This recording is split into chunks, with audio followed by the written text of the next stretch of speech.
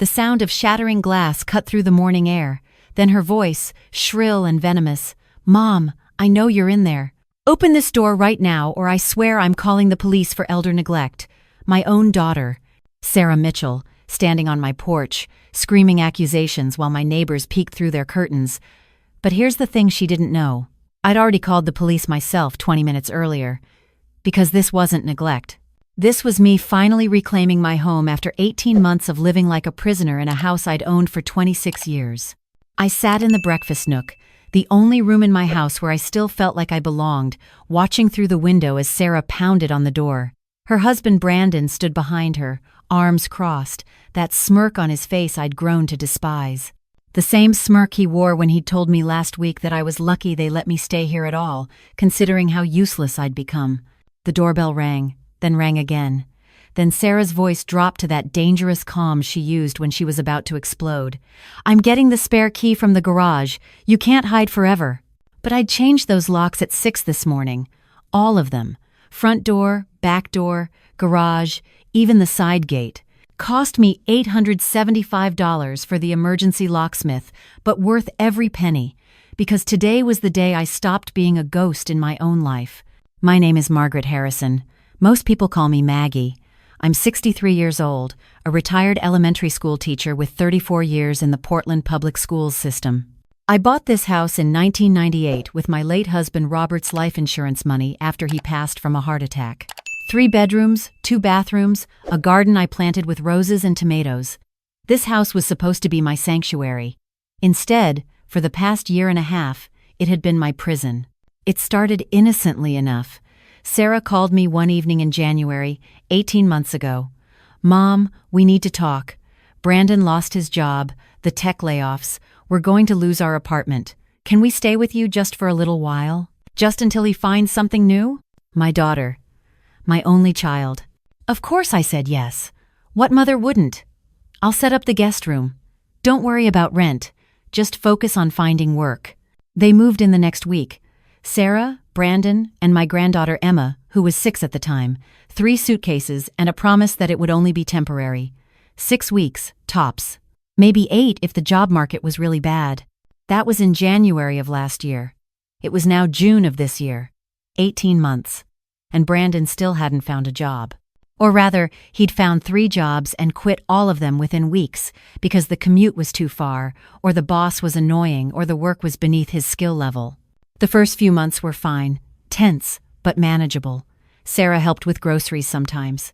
Emma was delightful, always wanting to help me in the garden or bake cookies together.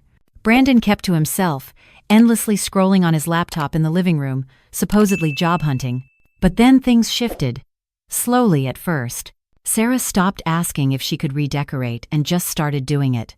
My floral curtains in the dining room were replaced with minimalist gray blinds. The family photos on the mantel disappeared, replaced with abstract art I'd never seen before. When I asked about the photos, Sarah sighed. "Mom, this is 2024. Nobody displays physical photos anymore. It's cluttered. Cluttered." My memories were clutter. Then came the bedroom situation. One morning in May, I woke up to find Brandon moving my clothes out of the master bedroom. "What are you doing?" I stood in the doorway, confused and still in my nightgown. "Sarah needs the master bathroom. Her skincare routine requires more counter space. You don't even use half this stuff." Brandon gestured to my dresser like it was obvious. "This is my room. I've slept here for 26 years. He didn't even look at me. "Sarah's pregnant. She needs the space. You can take Emma's room. Emma will share with us." Pregnant. Sarah was pregnant, and this was how I found out. Not from a happy announcement or a doctor's visit together, but from my son-in-law moving my belongings while I slept. I moved to Emma's room, a small 10 by 10 space with Princess Elsa wallpaper. I told myself it was temporary, that once Brandon found work, they'd get their own place. That this sacrifice would be worth it. That was naive. By July, I wasn't sleeping in Emma's room anymore. I was sleeping on the pull-out couch in the den because Sarah decided Emma needed her room back for stability. "Mom, she's going through a phase. The child psychologist said consistency is important." They never asked. They just decided. And like a fool, I went along with it, making up the couch every night, folding away my blanket every morning before anyone else woke up. I started waking at 5:30 to make breakfast.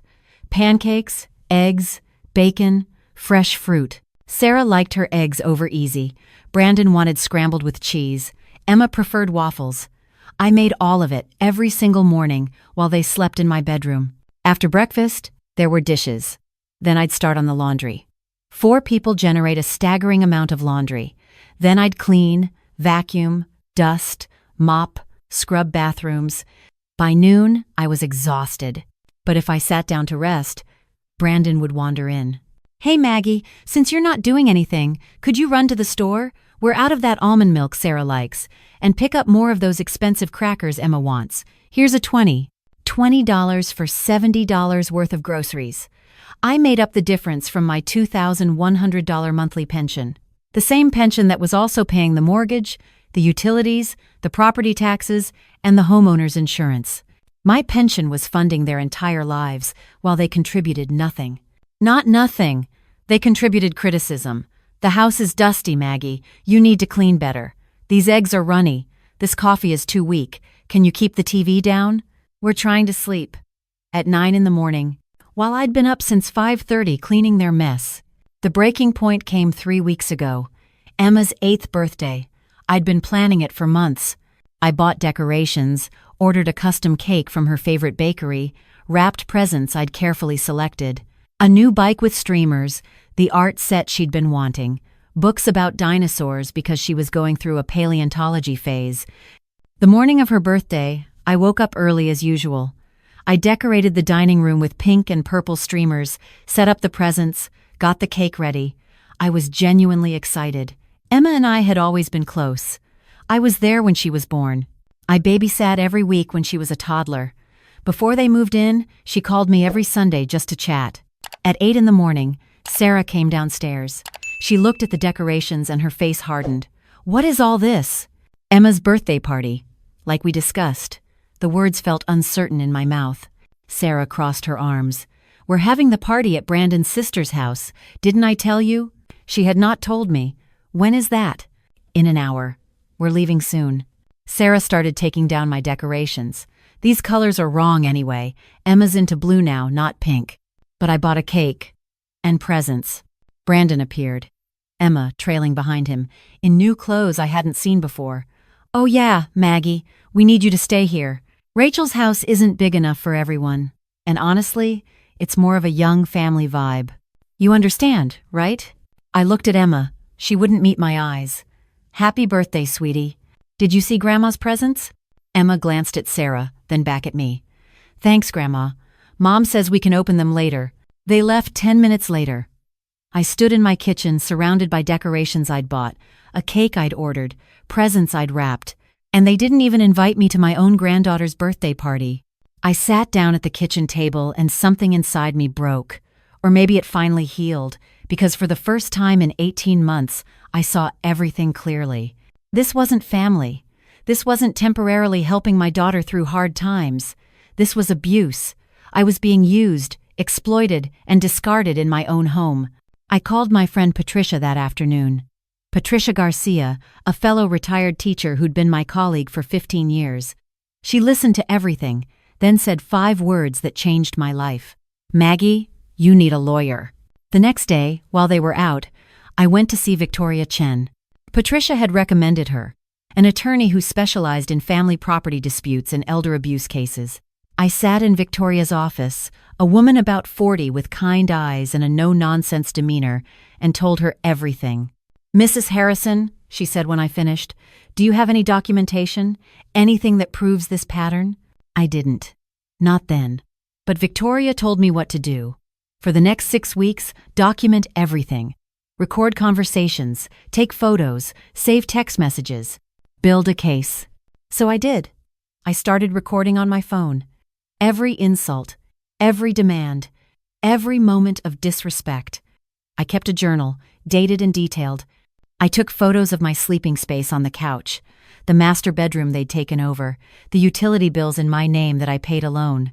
By week 3, I had 18 recordings. By week 6, I had 27. Audio proof of Brandon calling me a freeloader. Of Sarah telling her friend on the phone that they were just waiting for me to die so they could inherit the house. Of both of them laughing about how easy it was to manipulate me. That last recording happened 4 days ago. I'd left my phone on the kitchen counter. Recording. Sarah and Brandon were talking in the living room, not knowing I could hear. Brandon's voice was clear. "Your mom is so pathetic. She does everything we tell her." Sarah laughed. "I know, it's kind of sad. But hey, free housing, free childcare, free maid service. Why get our own place when we have it so good here? Do you think she'll actually leave us the house in her will? Oh, please. Where else would it go? I'm her only kid. The house is basically mine already. We just have to wait her out. She's 63. Could be another 20, 30 years. But whatever. We're comfortable. What if she tries to kick us out? She won't. She's too weak, too scared of being alone. People like her would rather be miserable than be by themselves." I heard all of it. 23 minutes of conversation where they discussed me like I was an inconvenience they were tolerating, where they laughed about my loneliness, where they planned their futures in my house without me. That night, I barely slept. The next morning, I called Victoria. "I have everything. It's time." Victoria moved quickly. She reviewed all my evidence, drafted legal documents, prepared notices. "Missus Harrison, you have an airtight case. This is your property. You have grounds for unlawful detainer. We can also pursue a case for elder financial abuse. They've been exploiting you." We scheduled everything for Saturday morning. Today, I hired the emergency locksmith for 6 in the morning. Victoria prepared the legal notices. I even called the police non-emergency line to give them a heads up that there might be a disturbance. This morning at 5:45, while Sarah, Brandon, and Emma were still sleeping in my bedroom, I quietly gathered my important documents. My birth certificate, the house deed, my financial records. I put them in a locked box. Then I let the locksmith in through the back gate. He changed every lock in under an hour. Professional, efficient, and blessedly quiet. When he left at 6:50, I had new keys and a house that was finally, truly mine again. I made myself coffee. Real coffee, the expensive kind I liked that Sarah always said was a waste of money. I sat in the breakfast nook and waited. At 7:30, I heard movement upstairs. Footsteps. Voices. Then silence. Then confusion. At 8:15, Sarah's car pulled out of the driveway. They were leaving to run errands, like they did every Saturday. I watched them go, feeling nothing but calm certainty. At 8:35, I called the police. I explained the situation clearly and factually. I own this home. 3 individuals have been residing here without paying rent or contributing to expenses. I have asked them to leave, and I have changed the locks. They may return and cause a disturbance. I wanted to notify you in advance. The dispatcher was professional. "We'll have an officer on standby, ma'am. Call us if they create a problem." At 9:27, Sarah's car pulled back into the driveway. I heard the car doors slam, footsteps on the porch, a key sliding into the lock. Then silence. Confusion. The key didn't work. I heard Brandon's voice, muffled through the door. "That's weird. Try yours." More rattling, more confusion. Then Sarah's voice, rising. "Mom? Mom, the keys aren't working. Are you home?" I didn't answer. I sat in my breakfast nook, drinking my coffee. The doorbell rang, then pounded. "Mom, open the door! Something's wrong with the locks!" Still, I said nothing. That's when Brandon tried his key again. Then kicked the door, testing its strength. Sarah's voice grew sharper. "Margaret Louise Harrison, open this door right now." I walked to the front door but didn't open it. I spoke through the solid wood, my voice steadier than I'd heard it in months. "I'm not opening the door. This is my house, and you don't live here anymore." Silence. Complete, shocked silence. Then Sarah exploded. "What? Mom? What are you talking about? Open this door." I changed the locks this morning. All of them. I've spoken to an attorney. You have no legal right to be in this house. You're trespassers. Brandon's voice now, angry. You can't do this. We have rights. We've lived here for over a year. Actually, I can. You don't pay rent. You have no lease. The property is in my name alone. My attorney has prepared all the paperwork. That's when the real screaming started. Sarah, hysterical. You're insane. You've lost your mind. We're family. You can't throw out your own daughter. Brandon joined in. This is elder abuse. We're going to have you declared incompetent. You're clearly not mentally stable. I stayed calm. All of your belongings are packed. They're in the garage. You can collect them with a police escort at 2 this afternoon. Everything is there. Nothing is being held hostage. Sarah's voice turned venomous. You'll regret this. Everyone will know what kind of mother you are. Cold, selfish, heartless. Then I heard it. Emma's small voice. Grandma? Why won't you let us in? My resolve wavered. Just for a second. Emma wasn't the villain here. She was a child caught in her parents' selfishness. But then I remembered how Sarah had kept her from me, how they'd excluded me from her birthday, how they were teaching her that using people was acceptable. Emma, I love you, but your parents need to learn to take care of themselves. More pounding, the sound of Brandon throwing his weight against the door. The deadbolts I'd paid extra for held firm. That's when I heard Mrs. Rodriguez's voice. Hey, what's going on here? Mrs. Rodriguez lived 3 houses down, a widow in her 70s, sharp as a tack, and had been watching the situation unfold over the past months with increasingly concerned eyes. Brandon's voice, trying to sound reasonable. Our locks are broken. We're just trying to get into our house. Your house? Mrs. Rodriguez didn't sound convinced. This is Maggie Harrison's house. I know because I've lived here for 30 years and watched her buy it. Sarah tried to interject. She's my mother. We live here too. Mrs. Rodriguez's voice grew cold. I've seen how you treat her, making her sleep on the couch, treating her like a maid. Maggie, honey, you okay in there? I'm fine, Maria. Thank you. Should I call the police? I already did. They're aware of the situation. 20 minutes later, 2 patrol cars arrived. Officer Ramirez and Officer Chen. I opened the door for them, showed them my ID, my house deed, my utility bills. Everything was in order. Officer Ramirez spoke to Sarah and Brandon on the porch, while Officer Chen talked to me inside. Ma'am, they're claiming you locked them out without notice. I anticipated that. I pulled out a folder Victoria had prepared. This is a letter of notice to vacate, dated and signed 3 weeks ago. I served it to them in person. I also have recordings of their response. Officer Chen looked surprised. Recordings? I played one. Sarah's voice filled my kitchen. A letter to vacate?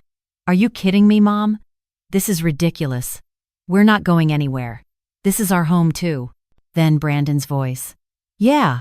Good luck trying to evict us. That'll take months. Years, maybe. By then, you'll be too old to matter. Officer Chen's expression hardened. He stepped back outside. I watched through the window as he spoke to Officer Ramirez, who then addressed Sarah and Brandon with notably less sympathy. The conversation lasted another 20 minutes. Sarah crying, insisting I was mentally unstable. Brandon threatening lawsuits. Officers remaining firm. No, ma'am, she has every legal right. Sir, if you attempt to force entry, you'll be arrested. You can collect your belongings this afternoon with a police escort. Finally, they left. Emma looked back at the house, confused and sad. My heart broke for her, but I couldn't fix this by sacrificing myself anymore. At 2 in the afternoon, they returned with a U-Haul truck, 3 officers present. Victoria Chen was there too, representing me. Everything was cordial but cold. Sarah wouldn't look at me. Brandon glared but said nothing. They loaded their belongings, signed a document confirming they'd received everything, and left. The house fell silent. I walked through each room. The master bedroom that was mine again. The living room where I could sit on any furniture I wanted. The kitchen where I could cook what I liked, when I liked. I sat on the couch, the real couch, not the pull-out bed, and cried. Not sad tears, relief tears, freedom tears. That evening, Sarah started her campaign. She posted a video on Facebook.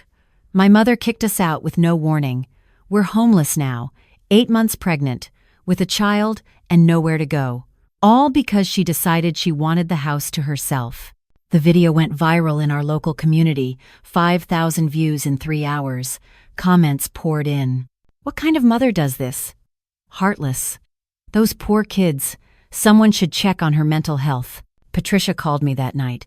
Maggie, don't read the comments. Half these people don't know the situation. But some did. Mrs. Rodriguez had posted her own comment. I've watched this family abuse Maggie for over a year. This woman is finally standing up for herself. Sarah and Brandon should be ashamed. Still, the narrative Sarah spun was powerful. Poor young family, cruel elderly mother. It played into every stereotype, Victoria advised me. Don't respond yet. Let them talk. Let them lie. Every false statement is evidence of character. So I waited. For 3 days, I let Sarah's videos circulate. Let people judge me. Let the hate comments accumulate. Then I created my own video. I sat in my living room, the same room where I'd been sleeping on a pull-out couch, and I spoke calmly into my phone camera. My name is Margaret Harrison. I'm 63 years old. I'm a retired school teacher. And this is my side of the story. I explained everything. The 18 months of exploitation, the financial abuse, the emotional manipulation. Then I played the recordings. Sarah's voice, telling her friend they were waiting for me to die. Brandon calling me pathetic, their laughter at my expense. 27 recordings, each one worse than the last. The video was 15 minutes long. I uploaded it at 7 in the evening. By midnight, it had 50,000 views. By morning, 200,000. The comment section transformed. Oh my God, this is awful. Sarah lied about everything. This poor woman. Those recordings are damning. Contact Adult Protective Services about this. Local media picked it up. Channel 8 News called. Mrs. Harrison, we'd like to interview you. I declined. My video speaks for itself. But the damage to Sarah's credibility was complete. Her supporters disappeared. Her Facebook post got ratioed with people calling her out. Someone found her LinkedIn and posted the recordings there. Brandon's family members started commenting, apparently shocked by what they'd heard. 2 weeks later, Victoria filed the lawsuit. Civil case for financial exploitation, emotional abuse, and defamation for the lies Sarah posted online. Sarah and Brandon hired a lawyer, a young guy fresh out of law school who clearly took the case because he believed their version. That lasted until he heard the recordings. The case never went to trial. Their lawyer advised them to settle. Victoria negotiated $45,000 in damages, payment plan of $1,000 per month for 45 months. Sarah sent me one text after the settlement. I hope you're happy. You destroyed our family. I didn't respond. But I thought about it. I didn't destroy anything. I protected myself. There's a difference. The months that followed were quiet, peaceful. I replanted my garden, all the flowers they'd pulled out to make room for Emma's playset. I redecorated with my photos, my curtains, my memories. Patricia and I started a support group, Seniors Standing Strong, we called it. Every Tuesday evening, we met at the community center, other older adults facing similar situations, children who'd taken over their homes, families who exploited them financially. We shared stories, resources, legal information. The group grew. 10 people the first week, 20 by month 2, 50 by month 6. Local news covered it. Victoria Chen volunteered her time, giving legal advice. I found purpose again, not as a mother being used by her child, not as a grandmother kept from her grandchild, but as a woman helping others find their strength. A year after I changed those locks, I received a letter, handwritten, from Sarah. It was 6 pages long. She didn't apologize, not really. But she acknowledged some things, that she'd taken advantage, that Brandon had influenced her poorly, that they were in couples therapy now, that she was learning about boundaries and exploitation. She asked if I'd like to meet Emma for lunch. Neutral location. No Brandon, just Sarah, Emma, and me. I thought about it for a week. Then I agreed. We met at a cafe downtown. Emma had grown, obviously, 9 years old now, getting tall. She looked at me shyly. Hi, Grandma. Hi, sweetheart. Sarah sat across from me, looking tired. Mom, I can't take back what I did, I know that. But I want Emma to know you, if you're willing. We talked for 2 hours, about boundaries, about what a relationship between us could look like moving forward. Sarah living her own life, supporting her own family. Me having access to Emma, but on my terms. It wasn't reconciliation. It was negotiation. But it was honest, which was more than we'd had before. Now, 2 years after I changed those locks, my life looks different, better. I see Emma once a month for lunch or a movie. Sarah and I are cordial, not close. Brandon I haven't seen since that day with the U-Haul. I'm still involved with Seniors Standing Strong. We've helped dozens of people reclaim their homes, their finances, their dignity. I'm dating someone, Richard, a retired postal worker I met at the support group. He'd been through something similar with his son. We understand each other in ways others can't. My house is mine. Every room, every corner, every decision. I wake up when I want. I eat what I want. I live according to my own rules. The story got picked up by a few podcasts, some blogs about elder rights. People still ask me, wasn't it hard? Weren't you scared of being alone? And I tell them the truth. The loneliness I feared was nothing compared to the loneliness of being invisible in my own life. Being alone in peace is infinitely better than being surrounded by people who make you feel worthless. Was it worth it?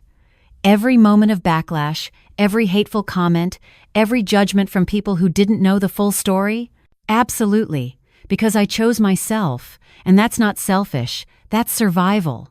I tell everyone who'll listen, family is no excuse for abuse. Love shouldn't cost you your dignity, and it's never, ever too late to take back your life. That's my story. And if you're living through something similar, please know this. You're not alone. You're not wrong to want respect in your own home, and you have more strength than you realize. What would you do if this happened to you? I'd love to hear your thoughts in the comments. And if this story resonated with you, please consider sharing it.